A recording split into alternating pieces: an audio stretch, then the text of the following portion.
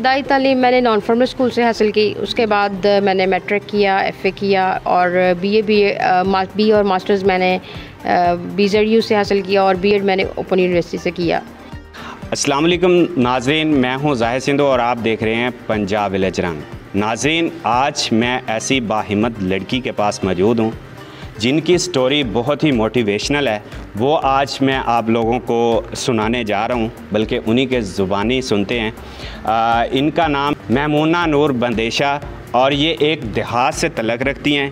इन्होंने मास्टर तक जो है तालीम हासिल की हुई है, एक स्कूल चला रही हैं, उसके साथ साथ फलाही अदारा भी चला रही हैं। ये हाथ और पाँव से मज़ूर हैं। इन्होंने ये कैसे अचीव किया, आज हम इनसे बात करते हैं। अस्सलाम वालेकुम। वालेकुम अस्सलाम। मैम, क्या हाल है आपके? अल्हम्दुलिल्लाह, आप सुनाएं कैसे हैं? जी मैं बिल्कुल ठीक ठाक। मैम, सबसे पहले तो आपका शुक्रिया कि आपने अपने इतने कीमती टाइम में से, क्योंकि आप बहुत ज़्यादा वर्क करती हैं, हमारे चैनल के लिए टाइम निकाला। बहुत शुक्रिया। मेरे लिए बाइस एज़ाज़ है कि आप तशरीफ़ लाए हैं और इंशाल्लाह आपके साथ अच्छा टाइम गुजरेगा। अच्छा, आप ये बताएं कि आपने इब्तदाई तालीम कहाँ से हासिल की? इब्तदाई तालीम मैंने नॉन फॉर्मल स्कूल से हासिल की। उसके बाद मैंने मैट्रिक किया, FA किया और BA और मास्टर्स मैंने BZU से हासिल किया और B.Ed मैंने ओपन यूनिवर्सिटी से किया। अच्छा, जब हम बोर्ड के पेपर देते हैं तो आपके हाथ जो हैं वो काम नहीं करते, तो आप कैसे पेपर देती थी? हेल्पर के थ्रू देती थी। एक लड़की जो है वो मेरे साथ होती थी, तो वही पेपर देती थी। इसके लिए काफ़ी मुश्किल प्रोसेस है गवर्नमेंट का। 2-3 बच्चियों को जो है वो सिलेक्ट करते हैं जो हमसे पीछे क्लास में होती थी। मतलब अगर मैं मैट्रिक के पेपर्स दे रही हूँ तो मुझे 8 की बच्ची देंगे और उन 2-3 लड़कियों में से जो है वो कोई एक सिलेक्ट करते थे और वही पेपर सॉल्व करती थी। एक्स्ट्रा टाइम भी 30 मिनट्स जो है वो एग्ज़ामिनर जो कंट्रोलर है वो देते हैं, लेकिन ये है कि वो भी पूरा नहीं दिया जाता। लेकिन फिर भी उसके बावजूद अल्हम्दुलिल्लाह के थ्रू आउट मेरी फ़र्स्ट डिवीज़न रही है और मैं अच्छे मार्क्स लेती रही हूँ। और मैं सोचती हूँ कि अगर मैं खुद पेपर्स देती तो मैं और ज़्यादा अच्छे नंबर। जी मैम, जब हम बोर्ड के एग्ज़ाम देते हैं तो हम अपना एक पेपर का टाइम टेबल बनाते हैं। मतलब हम इतने देर में पेपर करेंगे या ये वाला क्वेश्चन पहले अटैम्प्ट करेंगे। तो आप फिर एक लड़की और होती थी, तो इस तरह के मसाइल भी आपको आते होंगे? हाँ बिल्कुल। जो मतलब इंसान के माइंड में आ रहा होता है वो अपनी मर्ज़ी से लिखे जा रहा है। जब किसी को बताना तो समझ नहीं आ रही पहले क्या लिखवाएं, एक पॉइंट अभी वो पूरा नहीं होता या कोई मिस्टेक आ जाती लिखने में, लफ्ज़ को लिखने में, तो वो समझ नहीं आती थी कि अब इसको क्या करें। वो फिर बार बार कई पॉइंट्स मिस भी हो जाते हैं। फिर ज़्यादा लॉन्ग क्वेश्चन भी बंदा नहीं लिख पा रहा होता और टाइम एक्स्ट्रा जो होता है मोस्टली वो नहीं दिया जाता। कोई अल्लाह की बंदी या अल्लाह का बंदा ऐसा हो जिसको एहसास हो तो वो कह देते ठीक है, वरना उनको जल्दी होती है, जल्दी ले लें। अच्छा, जो निगरान अमला होता था वो आपको सपोर्ट करता था? हाँ, कुछ ऐसे लोग हैं जो बहुत ज़्यादा कोऑपरेटिव होते हैं और बहुत ज़्यादा सपोर्ट करते हैं। मतलब यही सपोर्ट कर सकते हैं ना कि वो हमें प्रेशराइज़ नहीं करें और हमें पूरा टाइम दें। तो काफ़ी ऐसे लोग हैं जो मतलब मैं अगर आप कहें तो मैं उनके नाम भी ले सकती हूँ। जी। हमारी यहाँ पे एक बड़ी अच्छी खातून है, लॉयर कौसर डाहा साहिबा खानेवाल में। एक दफ़ा वो सुप्रीडेंट थी। इसी तरह एक हमारे ज़फ़र इकबाल हराज साहब प्रोफेसर थे इस्लामिक स्टडीज़ के कॉलेज मुल्तान से, वो मेरे एक दफ़ा निगरान बने थे, तो उन्होंने बड़ा कोऑपरेट किया था। जी। तो लेकिन ये है कि टाइम दे दें, ये बड़ी बात है, बाकी तो इंसान लिख ही लेता है। अच्छा, आपने तालीम भी हासिल की। आपको ये बताएं, घर में सबसे ज़्यादा आपको किसने सपोर्ट किया? घर में सभी सपोर्ट करते हैं। सपोर्ट लेने का अपना एक तरीका होता है। अगर आप खुद हिम्मत पकड़ते हो तो फिर सारे ही आपको सपोर्ट करते हैं, और अगर आप हिम्मत नहीं पकड़ते तो फिर आपको कोई भी सपोर्ट नहीं करता। तो आपके सामने जब कोई रास्ता होता है तो फिर लोग आपको ताउन करते हैं। तो घर में सबसे ज़्यादा स्टार्टिंग में मेरी बहन मेरे साथ बहुत ज़्यादा कोऑपरेटिव थी। वो मुझे स्कूल छोड़ के भी आती थी, लेके भी आती थी। फिर इस तरह से जब आगे पढ़ने लगी तो फिर भाई भी ले जाते थे, और पेपर्स वगैरह के लिए या मतलब कोई भी टेस्ट होता था तो फिर वो मुझे शहर ले जाते थे गाड़ी में। अपनी मेरी बहन साथ जाती, भाई जाते। तो कोऑपरेटिव तो बहुत रहे हैं सारे। अच्छा, आपने माशाल्लाह तालीम भी हासिल की है, तो आप क्या बनना चाहती थी? बनना तो मैं, क्योंकि सोशल माइंड है मेरा थोड़ा, तो मैं चाहती थी कि मैं या तो साइकोलॉजिस्ट बनूं या लॉयर बनूं, इस तरफ मेरा था। लेकिन वक्त के साथ, लेकिन ये भी मेरी ख्वाहिश थी कि मैं गांव में मैं मसाइल देखती थी बच्चियों की तालीम के, तो मैं कहती थी कि यहाँ पे स्कूल होना चाहिए, मुझे स्कूल बनाना चाहिए। क्योंकि मैं वर्किंग वही करना चाह रही थी कि जो मैं अपनी डिसेबिलिटी के साथ ईज़िली कर सकूँ। तो मुझे लगता था कि स्कूल में चला सकूँगी। शुरू में मेरी फैमिली कहती थी कैसे चलाओगी, कैसे आओगी, कैसे जाओगी। लोगों के माइंड में भी था कि मतलब घर से बंदा जब निकलता है और अदारा बनाता है तो बहुत से चैलेंजेस का सामना करना पड़ता है, लोगों के रवैयों का सामना करना पड़ता है। पब्लिक में चल रहे हो तो फिर ये है भी रोड के साथ, तो रोज़ लोगों का सामना करना पड़ता है। तो एक नॉर्मल लोगों के दरमियान जो है वो मूव करना एक मुश्किल काम तो होता है, लेकिन मुझे कभी लगा ही नहीं है कि मैं स्पेशल पर्सन हूँ और लोगों का बिहेवियर कैसा है, और मेरे साथ कोई मिसबिहेव करने की ज़रूरत भी कभी नहीं कर सका। अच्छा मैम, आप एक ज़िम्मेदार फैमिली से बिलोंग करती हैं और फीमेल्स का जब बाहर वर्क करना और उसको अच्छा भी नहीं समझा जाता, क्या जब आपने बाहर निकली हैं, आपने वर्क स्टार्ट किया, आपको तनकीद का निशाना भी बनाया गया? हाँ, मतलब फैमिली की तरफ से तो ऐसा कोई इशू नहीं था, क्योंकि वालिद साहब मेरे का हालांकि बड़े मजहबी और बहुत ही नफीस और अच्छे इंसान थे, तो उनके माइंड में कभी मेरे हवाले से कोई ऐसी बात नहीं आई थी। वो बहुत खुले जहन के थे, वो कहते थे मेरी बेटी बहुत बहादुर है, वो जो काम करना चाहती है करे, आज़ाद ख्याल थे मेरे मामले में। तो मुझे फिर इसीलिए मैं इतनी एतमाद भी मिला बोलने का, लोगों को डील करने का। लेकिन ये है कि तनकीद तो होती है, ज़ाहिर सी बात है। आप जब घर से कोई स्पेशल पर्सन निकल के सोसाइटी में कोई काम करता है तो पहले तो लोग ये कहते हैं यार आप लोगों को किस चीज़ की कमी है, बाहर निकल के काम करना है खातून का, ये इस तरह से, क्योंकि यहाँ पे इन्वायरमेंट ही ऐसा नहीं है। लेकिन मेरी फैमिली इस तरह से नहीं सोचती, वो कहती है कि मतलब वो अगर अच्छा काम कर रही है, करना चाहती है तो करे। अच्छा मैम, आप ये बताएं कि आप एक ज़िम्मेदार फैमिली से तल्लक़ रखती हैं, आप घर भी बैठ सकती थी, आपको क्या ज़रूरत पड़ी, आप क्यों मतलब इतनी परेशानी से? हमने आपका घर भी देखा है, तकरीबन यहाँ से आधा किलोमीटर दूर है, आप रोज़ 1 किलोमीटर बनता है, आप 1 किलोमीटर रोज़ यहाँ पे आती हैं और आप चल भी नहीं सकती, तो आपके जहन में ये ख्याल कहाँ से आया?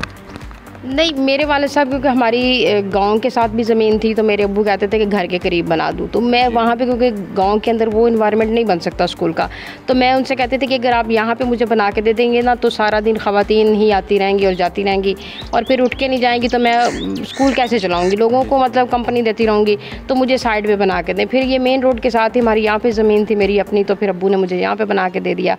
तो नहीं मैम, असल में मेरा क्वेश्चन ये था कि आप मतलब घर में भी रह सकती थी। हाँ, वही मैं तो आपका कैसे माइंड बना कि आप एक इदारा चलाएं और फ्री में लोगों को जो है तालीम दें? देखें, अल्लाह जब शऊर देता है ना तो फिर इंसान का दिल करता है कि उसकी ज़िंदगी का कोई मकसद भी हो। जी। इतना स्ट्रगल की, पड़ा, मुश्किलात बर्दाश्त की, काफ़ी दफ़ा गिर के चोट भी आई, तो फिर मैं ये सोचती थी कि यार शऊर तो अल्लाह ने दिया है, जी।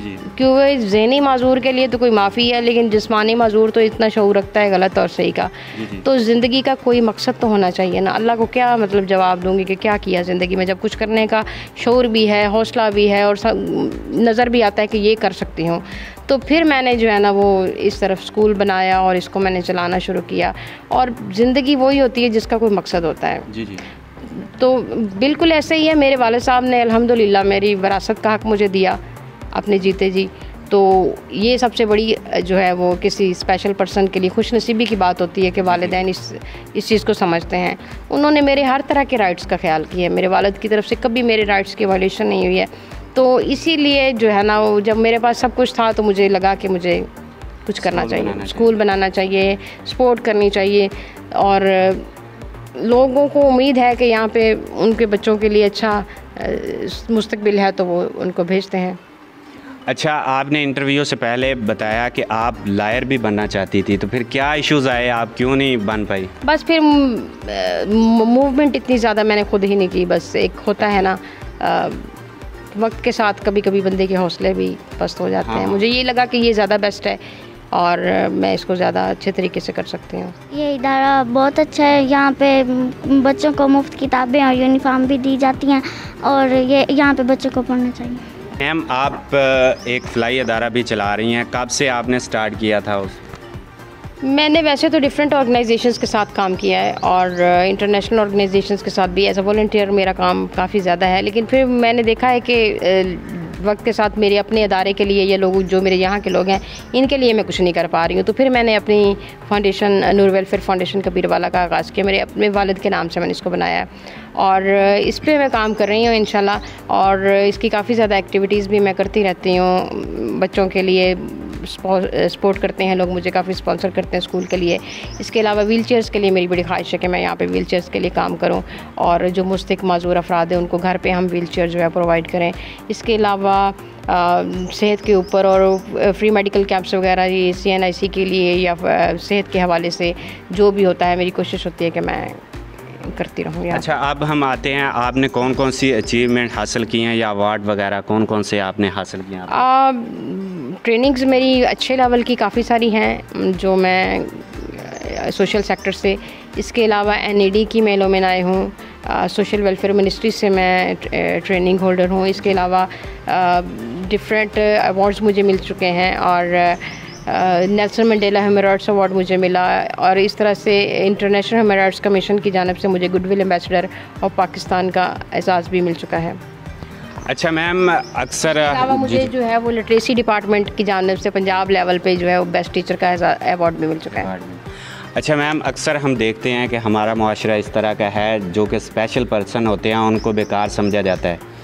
आप क्या कहना चाहती हैं, उसमें वालिदैन का कसूर है या उस पर्सन का कसूर है या हमारे मुआशरे का कसूर है? ये डिसेबिलिटी पे भी डिपेंड करता है। जी जी, ठीक है ना। कुछ जैसे मेंटली हैंडीकैप्ड बच्चे होते हैं या उनको वो कुछ नहीं कर पाते, लेकिन कम से कम उनको इतना इंडिपेंडेंट तो बना सकता है कि आजकल तो माशाल्लाह से स्किल्स भी सीख रहे हैं, ये इस तरह से है। कुछ सवेयर डिसेबिलिटीज़ ऐसी होती है जिसमें बच्चे कुछ नहीं कर पाते, लेकिन ब्लाइंड हैं या डेफ हैं या फिर इसके अलावा फिज़िकली हैंडीकैप्ड हैं तो सवेयर डिसेबिलिटीज़ के साथ भी बहुत कुछ कर रहे हैं और कामयाब ज़िंदगियाँ गुजार रहे हैं। तो ऐसी बात नहीं है, वालिदैन का कसूर ज़्यादा बनता है क्योंकि बच्चा जब तक शऊर हासिल करता है कि उसे कुछ करना है, पढ़ना है, तब तक उसकी वो एज गुजर चुकी होती है। तो वालिदैन को चाहिए कि वो इनके वालिदैन की काउंसलिंग भी लोगों को करनी चाहिए। हमारे मुआशरे के लोगों का अलमिया ये है कि बजाय इसके कि वालिदैन की काउंसलिंग करें, उनको ये बताएं कि आप अपने बच्चे को पढ़ाएं या सिखाएं या इस तरह से करें या इनकी थेरेपी करवाएं, स्पीच थेरेपी करवाएं, फिज़िकली थेरेपी करवाएं या इनको इस तरह से आगे लेके चलें और स्पेशल अदारों में एडमिशन करवाएं या ऐसा कोई भी जो वो सपोर्ट कर सकते हैं। ऊपर से डिस्करेज करने लग जाते हैं कि नहीं आपका बच्चा माजूर है, ये क्या करेगा, ये कुछ नहीं कर सकता, आप पे बोझ है। ये सारी चीज़ें लोगों का 80% तो लोगों का कसूर है, 20% वालिदैन का कसूर होता है कि वो उनकी बातों पे अमल करते हैं, वो कुछ करते नहीं हैं। तो बच्चे का तो कोई कसूर नहीं है, आप उसको तो जिस साइड पे लेके जाओगे वो चलेगा। तो अपने बच्चों को कामयाब बनाने के लिए आपको खुद ही कोशिश करनी पड़ती है। अच्छा मैम, आप एक लड़की हैं तो हमारी जो लड़कियां देखने वाली हमारा चैनल, उनको आप क्या पैगाम देना चाहती हैं, क्योंकि आपने मजदूरी के हालत में इतना कुछ किया? देखिए, हमारा मुआशरा 21वीं सदी में भी जो है ना वो ये जेंडर डिस्क्रिमिनेशन से नहीं निकल पाया, लड़का और लड़की की ज़ात से। मैं फ़ीमेल हूँ और मैं इस अदारे को चला रही हूँ, मेरा स्टाफ भी फ़ीमेल है, लेकिन मैंने अपने आप को कभी ये नहीं समझा कि मैं लड़की हूँ। ठीक है ना। मैं हमेशा मेल को गैदरिंग को हमेशा ऐसे ही डील करती हूँ जैसे मैं खुद भी एक मर्द हूँ। तो मुझे ये डिस्क्रिमिनेशन कभी नज़र नहीं आई है। लड़कियों को कभी भी ये सोच के नहीं मुआशरे में निकलना चाहिए कि वो एक लड़की है। घर में भी तो इंसान मर्दों का मुआशरा है, औरत और मर्द का मुआशरा है। घर में एक भाई भी तो एक मर्द होता है, बाप भी मर्द है, बेटा भी मर्द है, शौहर भी मर्द है। सोसाइटी में जब निकलते हो किसी भी अदारे में, अब कोई भी ऐसा अदारा नहीं है जहाँ पे सिर्फ फीमेल्स हों, हम कह के ख़वातीन काम कर रही हैं। हर जगह पे मर्द और औरत इकट्ठे काम कर रहे हैं।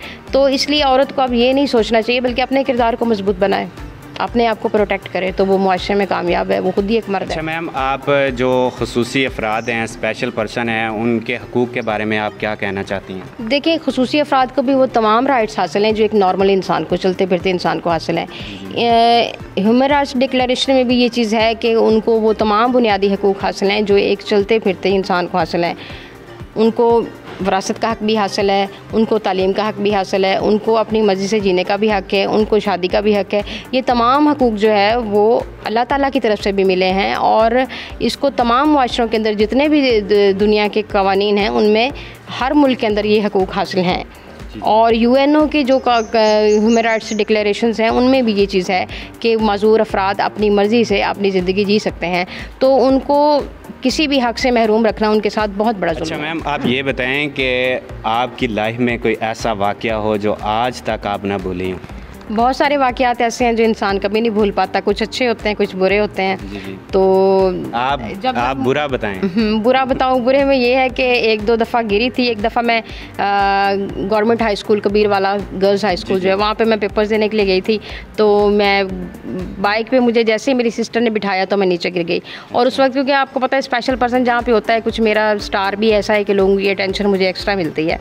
तो वहाँ पे बच्चियाँ, छुट्टी का टाइम था और बाहर निकली और वो सारी मुझे देख रही थी और मैं इतनी ज़ोर से नीचे गिरी कि मेरे वो टखने पे और सारे मुझे बाइक से गिर के मुझे चोट आई। तो वो लड़कियों ने इतनी ज़ोर से चीख मारी, मेरे ख्याल में पूरे कबीर वाला ने मैं सुनी होगी। और इसके अलावा एक दफ़ा मेरा बाजू भी टूट गया था। और हर वो अच्छा मोमेंट मेरे लिए अच्छा होता है जो मैंने अपने वालिदैन के साथ गुजारा, अच्छे लोगों के साथ गुजारा, दोस्तों के साथ गुजारा। और जब जब मुझे कहीं पे बहुत ज़्यादा पज़ीराई मिली, तो अवार्ड्स मिले इस तरह से, या तो वो मेरे लिए सब मोमेंट्स बहुत अच्छे होते हैं।